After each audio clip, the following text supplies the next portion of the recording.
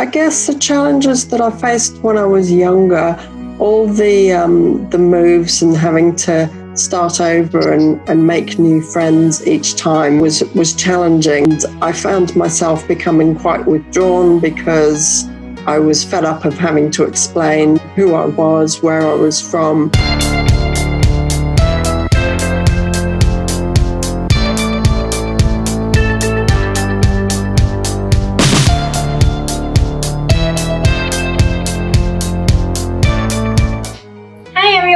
This is Lisa from BTV Travel, and here I am going to share with you 5 different types of TCKs, which is third culture kid.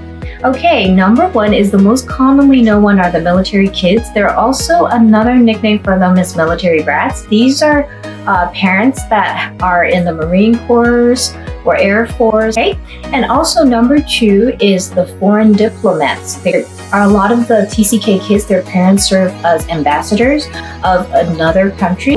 They would go and live in different countries throughout their early childhood and adolescence. So that's another type of TCK. Number 3 is also very common. It's religious kids, which is missionary kids, which is where the name originally came from American missionary family that has been living in India for quite some time. And it's actually the term came in the 1950s from John and Ruth Useem. The less common one, which is number 4, parents that are businessmen, which is my father.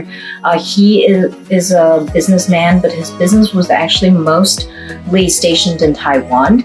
And we did a lot of traveling. I've moved 57 times my entire life. And in Taiwan alone, we've moved like 23 times. And Canada is around 16 times and so forth. We do a lot of traveling, but it's mostly not because of the business. It's for other major reasons.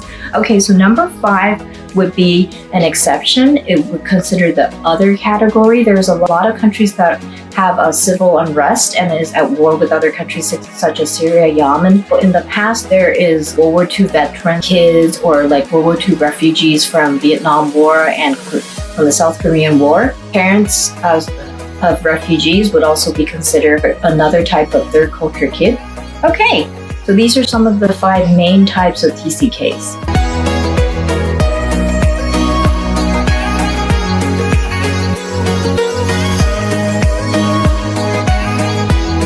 What is your experience like growing up as a third culture kid? Growing up, I didn't really think about it much because I just thought it is the way it is. This is a life that I am living. I have to move every 3 to 4 years to a different country. And I kind of was a little sad that sometimes I had to move from a place where I really liked the place because I made great friendships or I liked the country. And sometimes I was really happy to finally get out of the place. Like Berlin, back then I was not a good fit for me. And I was very happy that I moved. So it did have its pros and cons. Biggest con was for me, like in schools, it was very difficult to adjust because when I was back in Japan, when I was from kindergarten to the first class, I never spoke English, and then I moved to America. And I had to quickly adjust to the language because they were speaking so fluently and I didn't understand anything. I was very bad in school and that's why I always got bad grades. And there were so many nights where I was sitting with my mom at the table and she was trying to teach me English and I just didn't understand. And then having to move to Berlin where I attended international school, which then suddenly all the like classes, like chemistry and everything, where I usually had the classes in German because in America I used to go to a German school. And in Berlin, in the international school, every class was in English. So that was also a little bit difficult for me to understand why exactly I went to international school. Yeah, so the biggest con I would say was losing some great friendship. Also the school barriers that you have to adjust. The greatest opportunity that I got is getting to new countries, new cultures, new people, I think, and new experiences, yeah. Wow, amazing. Yeah, this I can totally relate. All right. So my experience as a third culture kid is, okay, so I'm actually Chinese born. However, I grew up in Indonesia. I'm also a citizen of Indonesia. So I have the wonderful privilege, I think at the time when I was 11 years old or so, to be able to study in Singapore. My parents were doing really well in their career. So at that time, I actually visited Singapore for a holiday to visit my cousin. One area that I actually, at a young age, I actually was able to be exposed to this new environment, and as a result, I got interested. Then, so I was there for 15 years or so. Wow, amazing. Yeah. Then after that, I actually returned back to Indonesia last year in 2019, and I'm actually in Indonesia now since there's a travel ban due to Corona. Oh yeah. Yeah. So my interpretation of third culture kid is because, to be specific, I'm actually a cross culture kid because I only grow up in two countries here. However, it's because we have a desire to be a part of the bigger part of the world. We don't like to stay in one area. We want to be able to do work, or we want to be able to do a career whereby it seems much more fulfilling, or in a sense it serves a bigger purpose. My interpretation of TCK is, since feel that I don't belong in both my homes, even though I love my home, I always seek a third one, which is why it's called third culture.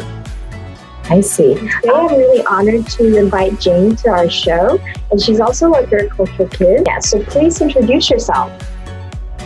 Hi Lisa, I'm Jen. As you say, I'm a third culture kid. Born in Scotland and then grew up in Melbourne, Australia, back to the UK, just in Manchester, then to Kenya, lived in Nairobi for a number of years, then back to Australia, lived in Perth and WA. And then when I was old enough to move by myself, I kept the moves going, and I moved over to the other side of Australia again, moved to Sydney. And then I moved on to the UK, which is where I currently am in London. And you said you're also from a mixed background?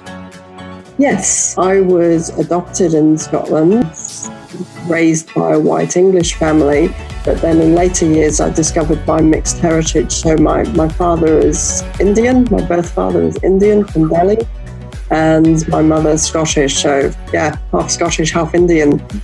That's amazing. So you get the best of both worlds. Wow. Amazing. What are some challenges you have while growing up as a third culture kid? I guess the challenges that I faced when I was younger, all the moves and having to start over and make new friends each time was challenging. And I found myself becoming quite withdrawn because I was fed up of having to explain who I was, where I was from.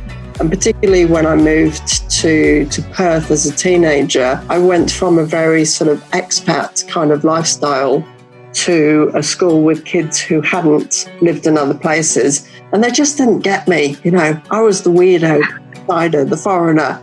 So that was tough. And also changing school systems. So I went from the British system in Kenya to the Australian system.